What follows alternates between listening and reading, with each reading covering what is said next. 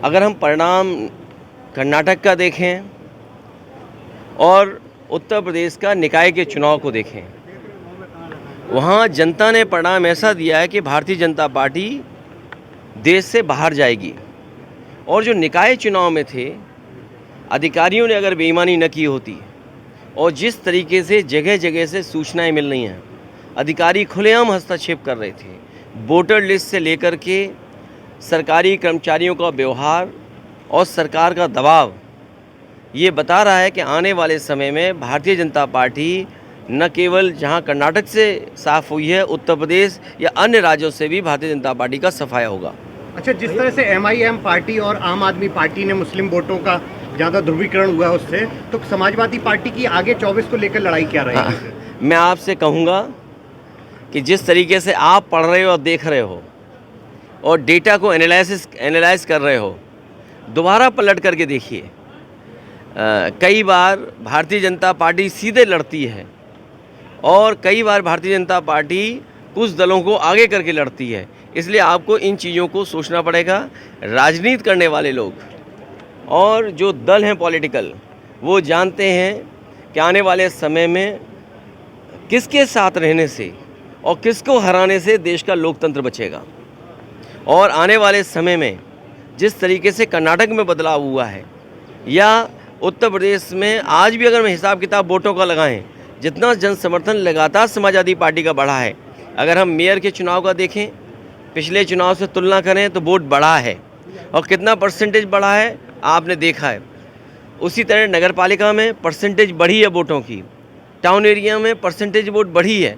तो अगर हम शहरों में बढ़ रहे हैं और गाँव में जो हमारी पार्टी का बेस पहले से इंटैक्ट है, तो भारतीय जनता पार्टी बेईमानी नहीं करेगी तो सफाया होगा। जिस तरह से मोदी सरकार के 9 वर्ष पूरे हो रहे हैं, उसके उपलक्ष्य में पूरे देश प्रदेश में कार्यक्रम करने जा रही, जनसभाएं करके लोगों को नीतियां बताई जा रही। देखिए, 9 वर्ष में 9 महीने में ये वो संख्या है जिससे कुछ बदलाव दिखता है। 9 महीने एक नया जीवन मिल जाता है। ये 9 वर्ष की उपलब्धि बता रहे हैं। इनसे बताओ कि जो बुनियादी सवाल थे वो वही कि वही है कि नहीं है। महंगाई चरम सीमा पर है, क्या बेरोजगारी चरम सीमा पर नहीं है? और फिर अधिकारियों का कितना पॉलिटिसाइज करोगे आप? जो पार्टी अपने आप को ये कहती थी कि हम अधिकारियों को पॉलिटिसाइज नहीं करते, अधिकारी बड़ी संख्या में भारतीय जनता पार्टी के कार्यकर्ता बनकर के काम कर रहे हैं। तो क्या लग रहा है कि जनता की समस्याओं को लेकर खड़े उतर पाए हैं सरकार? देखिए, आपको याद होगा धुएं के लिए सुप्रीम कोर्ट को हस्तक्षेप करना पड़ा और इस देश के वो प्रधानमंत्री हैं या वो बीजेपी है जिसने सबसे ज़्यादा झाड़ू उठाया। और आज हम डीजल पेट्रोल जो खरीदते हैं उसमें सब में स्वच्छ भारत के लिए अब सेस लगता है।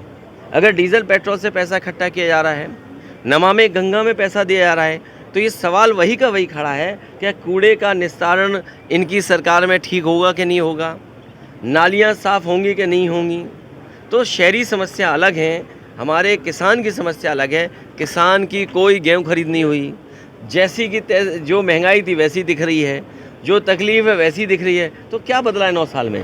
जिस तरह से बीजेपी पूरे प्रदेश में जहां जहां सीटें हारी उसको लेकर समीक्षा कर रही है और वहां की जो सांसद विधायक उनसे रिपोर्ट कार्ड मांग रही है, आखिर हारे क्यों? उन्हें समीक्षा इस बात की करनी चाहिए थी कि उन्होंने कितने अधिकारियों से बेईमानी कराई।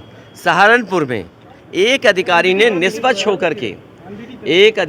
निष्पक्ष होकर के उसका रिजल्ट दे दिया तो उसे शंटिंग कर दी, उसे छुट्टी भेजने की तैयारी है। और तमाम अधिकारी ऐसे हैं जो बीजेपी के लिए काम करते रहे, काउंटिंग से लेकर के काउंटिंग के बाहर स्थलों पे। और पत्रकार साथियों, आप सब वो बातें जानते हो, क्या छिपाया आपसे?